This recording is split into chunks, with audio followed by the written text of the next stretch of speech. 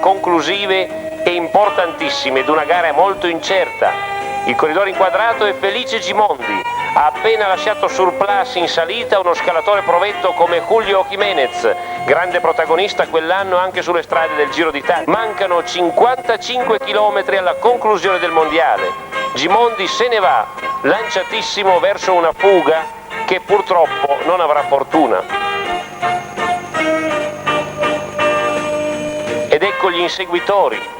C'è Van den Bosch tra i belgi, c'è Eddy Merckx, Stablinski tra i francesi, ecco Gianni Motta in seconda posizione in maglia azzurra, poi Dancelli. Gli italiani fanno buona guardia, ma francesi e belgi coalizzati riducono il ritardo da Felice Gimondi, tutto solo in testa. Ed ecco Gimondi ripreso da Jacques Anquetil. Ecco Anquetil in azione, Gimondi è rimasto tutto solo al comando per 24 km. Anquetil l'ha agguantato quando ne mancavano 29 al traguardo. I due si guardano, Anquetil non insiste e la fuga si conclude. Ancora Anquetil in testa, c'è grande marcamento tra i migliori. È un mondiale incertissimo dal finale, molto bello.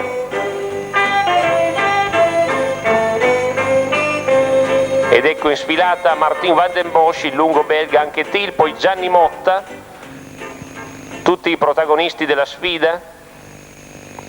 Ed ecco Eddy Merckx, il giovanissimo Merckx, 21 anni, già vittorioso a Sanremo. Raymond Poulidor, l'eterno piazzato del ciclismo francese, gran protagonista in questa gara. Zilioli, tra i migliori, come Jacques Anquetil, che vediamo ancora in azione, stilisticamente perfetto. Siamo alle battute conclusive.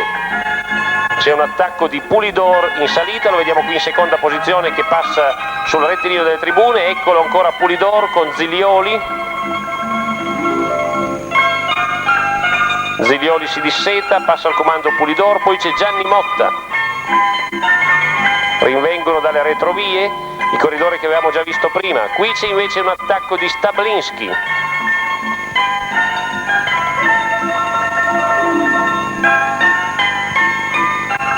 Mondiale incertissimo, mondiale alle ultime battute.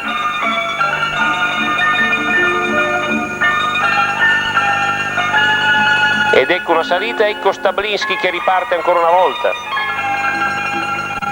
Ma è Gianni Motta che lo agguanta, guardate Motta come parte, controlla le spalle, fa segno agli azzurri di mollare e piomba su Stablinski.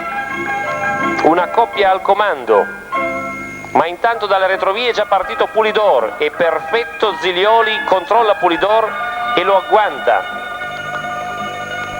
Qui Van den Bosch, Merckx e gli altri, Altig è ancora staccato, ecco Motta e Stablinski in testa. Invano Gianni chiede la collaborazione del francese che gliela nega, guardate queste immagini, sono molto belle. Motta urla, sbraita, lo invita a tirare, ma Stablinski niente, non collabora.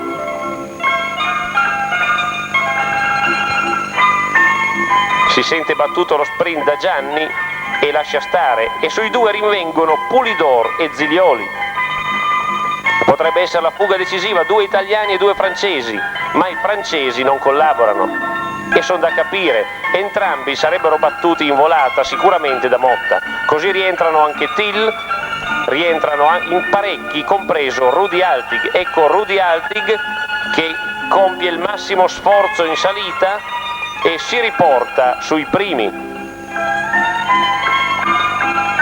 Incitato dal pubblico tedesco, ecco ancora Altig in azione, la sua azione è possente, lascia per strada tutti gli altri staccati.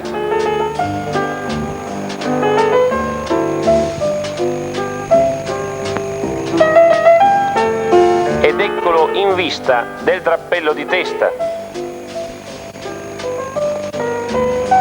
Lo non si deve alla scarsa collaborazione, anzi alla collaborazione praticamente nulla dei francesi, se Altig rinviene al comando. Ma eccoci in una fase successiva, è ancora Gianni Motta che parte. Uno scatto in salita.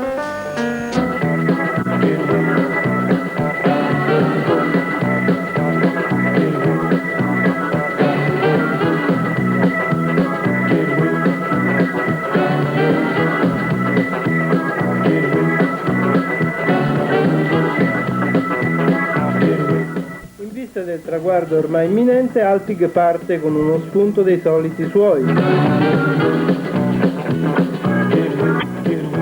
Altig vince, anche Thiele e Pulidor non possono fare altro che seguirlo. Motta è quarto, Stablinski quinto, Zilioli sesto. Ancora un anno senza iride per gli azzurri.